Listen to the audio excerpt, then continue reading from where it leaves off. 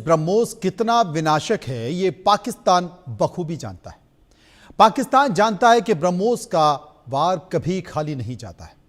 ब्रह्मोस ने पाकिस्तान में कैसे तबाही मचाई, कैसे पाकिस्तान के सैन्य ठिकाने और आतंक के अड्डों को बर्बाद किया था, ये तस्वीरें पूरी दुनिया ने देखी थी। लेकिन ब्रह्मोस की मार खाए पाकिस्तान की मुश्किलें अब और बढ़ने वाली हैं। शहबाज और मुनीर की नींद उड़ने वाली है, क्योंकि भारत अब ब्रह्मोस का एडवांस्ड वर्जन ब्रह्मोस 2 तैयार कर रहा है, जो घातक, विध्वंसक और विनाशक भी है। यह ब्रह्मोस से कई गुना ज्यादा शक्तिशाली होगा।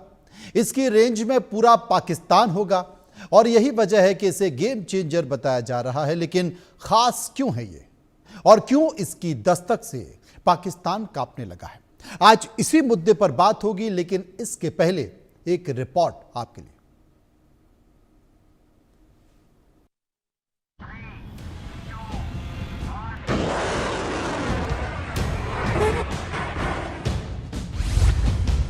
एट मैक की रफ्तार, घातक वार, ब्रह्मोस 2 मचाएगा हाहाकार।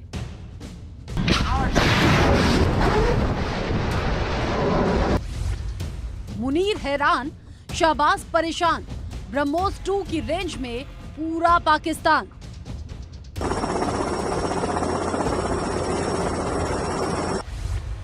ब्रह्मोस 2 करेगा विनाश, आतंक का होगा सर्वनाश। ब्रह्मोस मिसाइल क्या होती है, अभी आपने ऑपरेशन सिंदूर के अंदर इस मिसाइल के पराक्रम की एक झलक देखी होगी, और नहीं देखी होगी तो कम से कम पाकिस्तान वालों से पूछ लेना चाहिए कि ब्रह्मोस मिसाइल की ताकत क्या है। ब्रह्मोस मिसाइल की ताकत, ब्रह्मोस मिसाइल की ताकत को तो पाकिस्तान ने खुद स्वीकार कर लिया।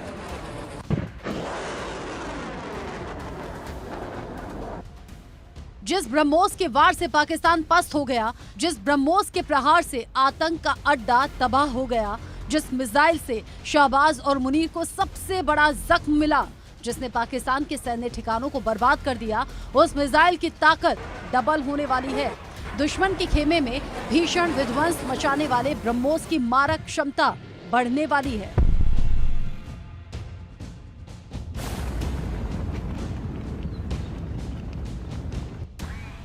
सही सुना आपने, ऑपरेशन सिंदूर की सफलता के बाद ब्रह्मोस का नया वर्जन तैयार हो रहा है, जो ब्रह्मोस से तेज और घातक होगा।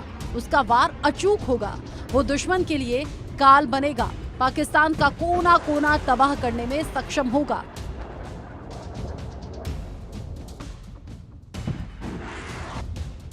ब्रह्मोस 2 की गति 6 से 8 मैक के बीच होगी। ये मिसाइल 1500 किलोमीटर की दूरी तक मार कर सकेगी। ब्रह्मोस 2 में स्क्रैमजेट इंजन होगा, जो वर्तमान ब्रह्मोस रैमजेट सिस्टम से कहीं ज्यादा एडवांस्ड है। ब्रह्मोस 2 का वजन करीब 1.33 टन होने की संभावना है। इसे भारत के स्वदेशी लाइट कॉम्बैट एयरक्राफ्ट तेजस मार्क 2 के साथ कई विमानों में लगाया जा सकता है। ये हाइपरसोनिक स्पीड पर उड़ान भरेगी और टारगेट को डिस्ट्रॉय करेगी। ब्रह्मोस 2 ब्रह्मोस से हल्की होगी, लेकिन इसकी रफ्तार और रेंज दोनों बढ़ेगी। इसकी रफ्तार इतनी तेज होगी कि दुश्मन के एयर डिफेंस सिस्टम के पास इसे रोकने के लिए सेकंड भर का भी समय नहीं मिलेगा।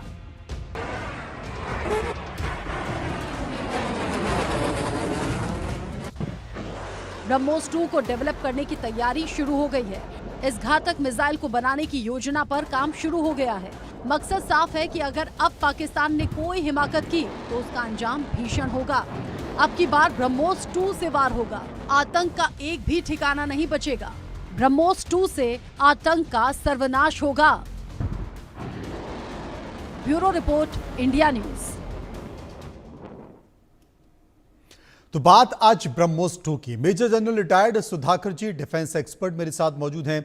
एयर वाइस मार्शल रिटायर्ड पीके मिश्रा साहब, डिफेंस एक्सपर्ट, मेरे साथ मौजूद हैं। सबसे पहले मैं सुधाकर जी के पास चलूंगा और उनसे पूछूंगा, सुधाकर जी, पूरे देश में चर्चा इस बात को है, अंतर्राष्ट्रीय स्तर पर चर्चा इस बात को लेकर हो रही है कि ब्रह्मोस ने क्या कमाल किया। यहां तक कि पाकिस्तान की संसद में, पाकिस्तान की सरजमी पर पाकिस्तान के प्रधानमंत्री खुद ब्रह्मोस मिसाइल का जिक्र करते नजर आए और यह बताते नजर आए कि साहब ब्रह्मोस ने पाकिस्तान का कितना नुकसान किया।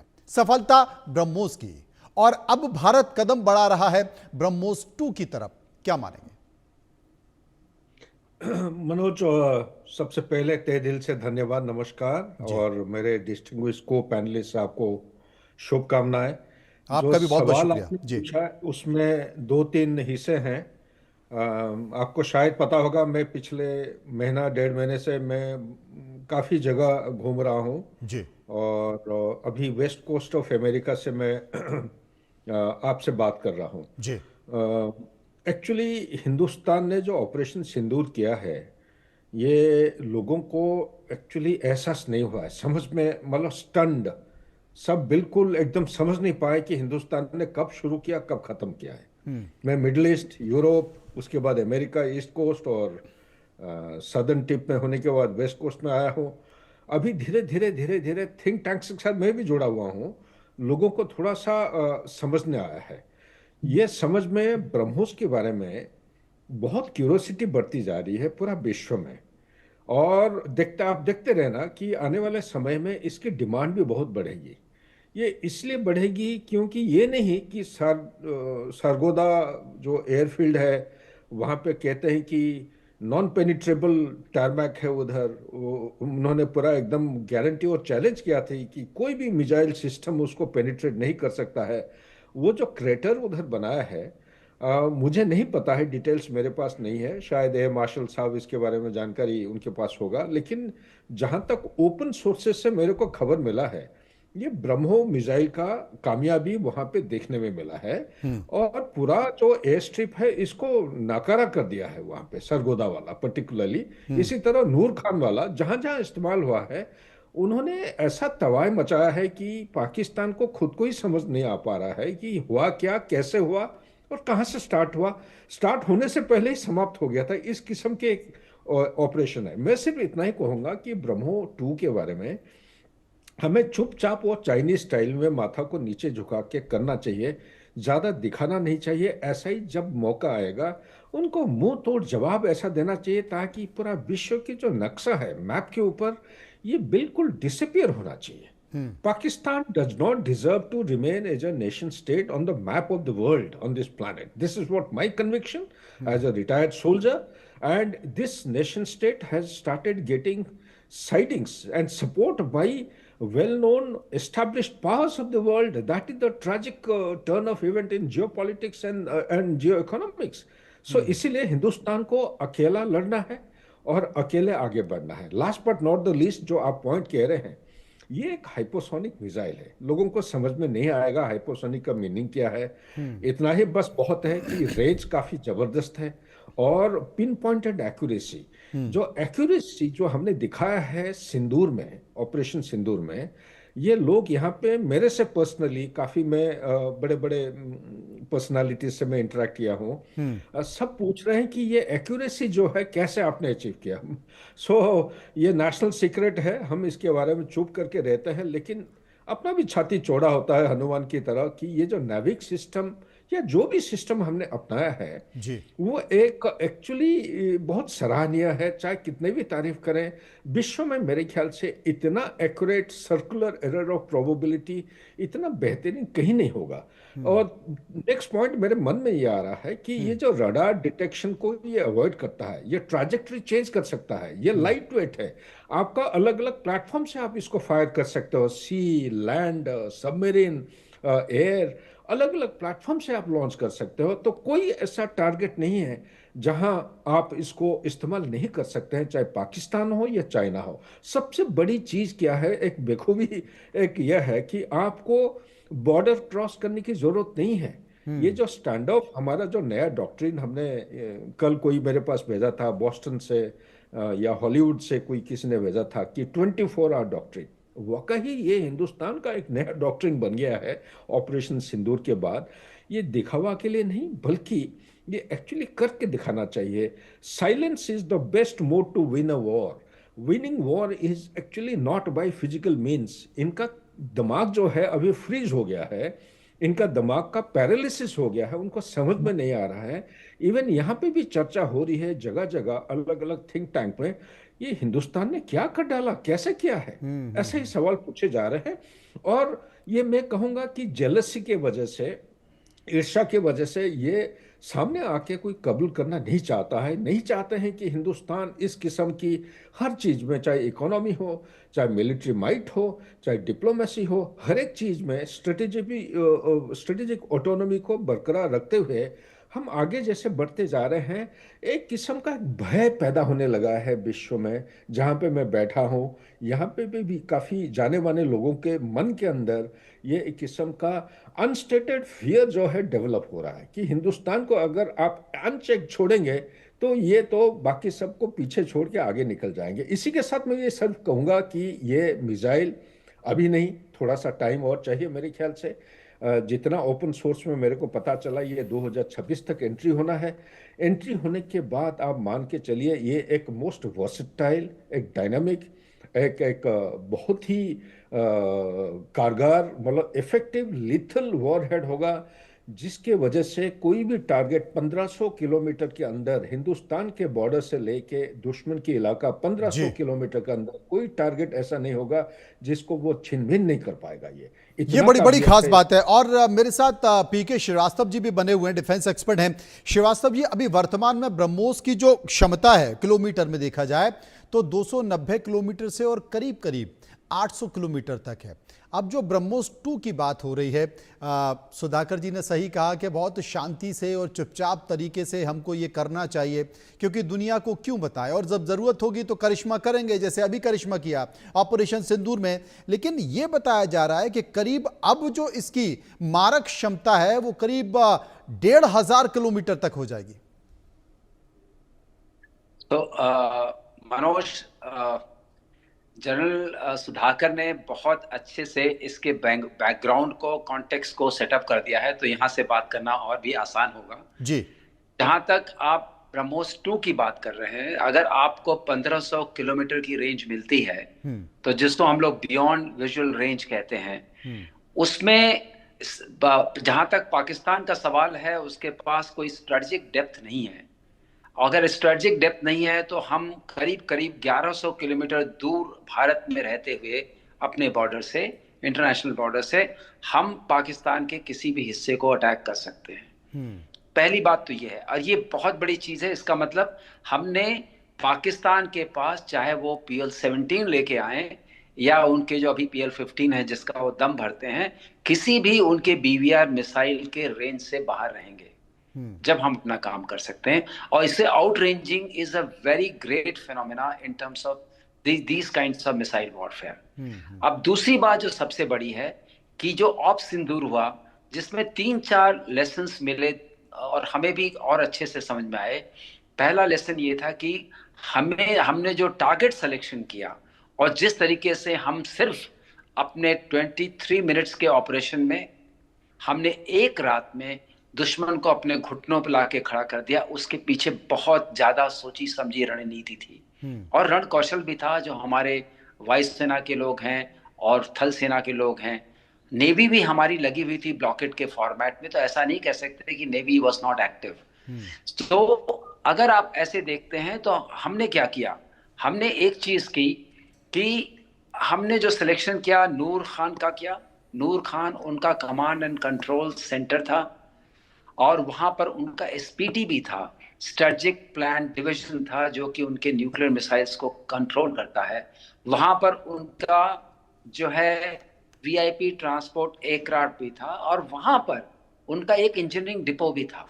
अगर इस सारी चीजों को देखें, आपने जिस तरीके से वहां के एप्रन्स, वहां के हैंगर्स, वहां के कम्युनिकेशन नोड्स को डैमेज किया और उनको डिसेबल कर दिया, एक तरीके से एक ही अटैक में वहां और सरगोदा को मिला करके आपने न्यूक्लियर डिसेबलमेंट कर दिया पाकिस्तान को।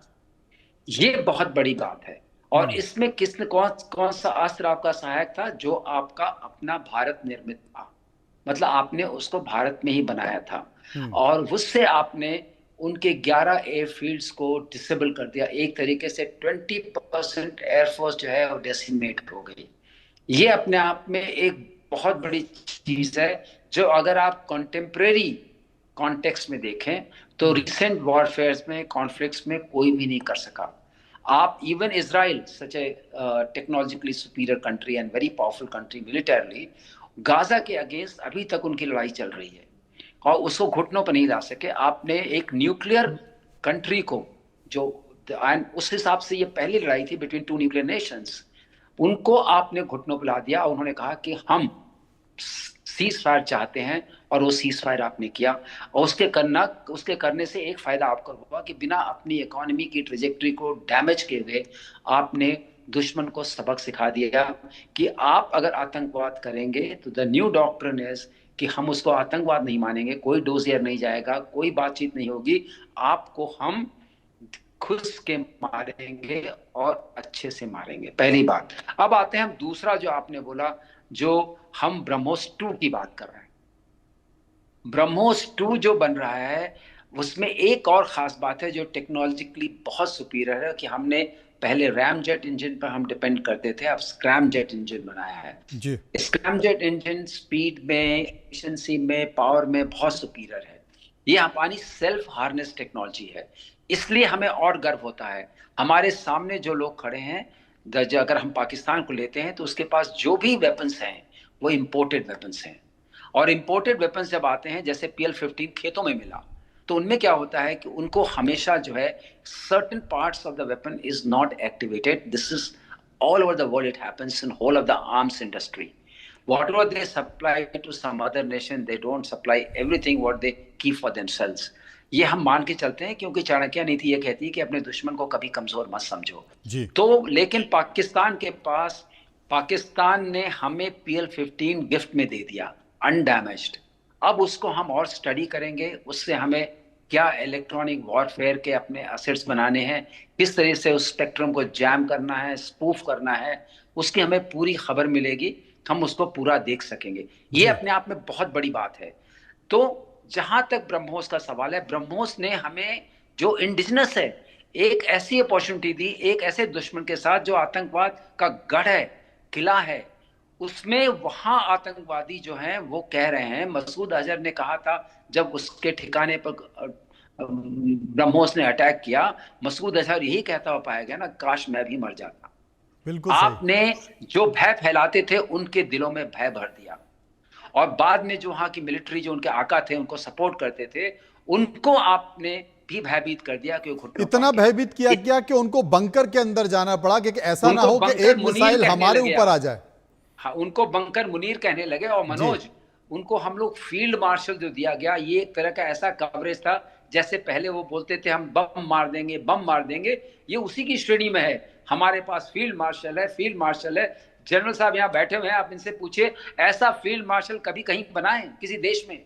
सही कह रहे हो। उसके बाद वो फील्ड मार्शल की जगह फील्ड मार्शल अपने आप को पहचाने जाते दिखाई दिए। असल में एक और खबर है, उसकी भी चर्चा कर लेते हैं। राफेल फाइटर जेट की जो बॉडी है अब वो भारत में बनेगी, ये जानकारी आई है। इसके साथ साथ राफेल की जो मेन बॉडी है वो अब हैदराबाद में बनेगी।